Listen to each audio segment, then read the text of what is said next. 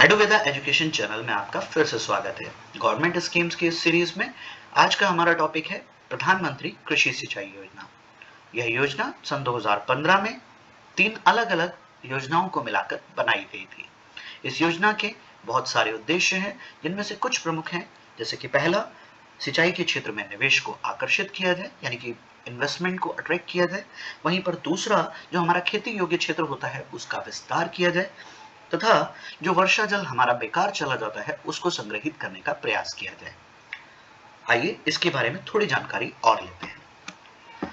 यह एक केंद्र प्रायोजित योजना है, सेंट्रल स्पॉन्सर्ड स्कीम। जैसा कि मैंने कल आपको बताया था, सेंट्रल स्पॉन्सर्ड स्कीम ऐसी स्कीम्स होती हैं जिनका कार्यान्वयन और वित्त पोषण केंद्र तथा राज्य सरकार दोनों मिलकर करते हैं। अगर हम उत्तर पूर्वी और हिमालयी राज्यों के लिए देखें तो यह अनुपात 90:10 रहता है। वहीं पर अन्य राज्यों के लिए देखें तो यह अनुपात 75:25 होता है। चूंकि मैंने आपको पहले बताया कि यह 3 कंपोनेंट को मिलाकर बनी है, तो इसके बारे में थोड़ी जानकारी और प्राप्त करते हैं। इसका पहला कंपोनेंट है त्वरित सिंचाई लाभ कार्यक्रम, यानी कि AIBP, accelerated irrigation benefit programme, जो कि मिनिस्ट्री ऑफ जल शक्ति के अंतर्गत आता है। हालांकि इसकी शुरुआत 1996 में हो गई थी, लेकिन 2015 में इसे 2 अन्य योजनाओं के साथ मिलाकर प्रधानमंत्री कृषि सिंचाई योजना के रूप में लॉन्च किया गया। त्वरित सिंचाई लाभ कार्यक्रम का प्रमुख उद्देश्य जो हमारे सिंचाई प्रोजेक्ट ऑलरेडी चल रहे हैं या फिर जो निर्मित हो रहे हैं उनके कार्यान्वयन में तेजी लाना है। इसके दूसरे कंपोनेंट के बारे में अगर हम बात करें तो दूसरा कंपोनेंट है हर खेत को पानी, जो कि मिनिस्ट्री ऑफ रूरल डेवलपमेंट यानी कि ग्रामीण विकास मंत्रालय के भूमि संसाधन विभाग द्वारा कार्यान्वित की जाती है। इस पार्ट का या इस कंपोनेंट का अगर हम उद्देश्य देखें तो वो है कि लघु सिंचाई हेतु नए जल स्रोतों का निर्माण करना, यानी कि छोटे लेवल पर आपका सिंचाई करने के लिए जल स्रोतों का निर्माण इस योजना के तहत या योजना के इस कंपोनेंट के तहत किया जाता है।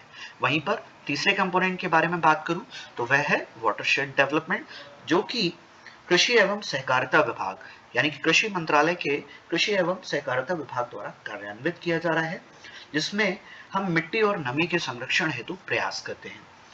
जिससे हमें क्या फायदा मिलता है कि जो हमारा वर्षा जल है वो संचयन की विधियां और उसके लिए हम प्रयास करते हैं। वहीं पर इन सिटू नमी संरक्षण के लिए भी प्रयास इसी के अंतर्गत किए जाते हैं।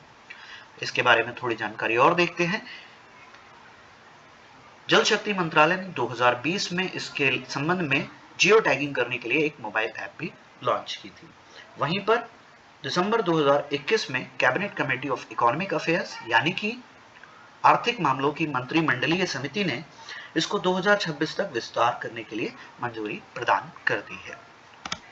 Thanks for watching. आज की कोट है, believing in yourself is the first secret to success.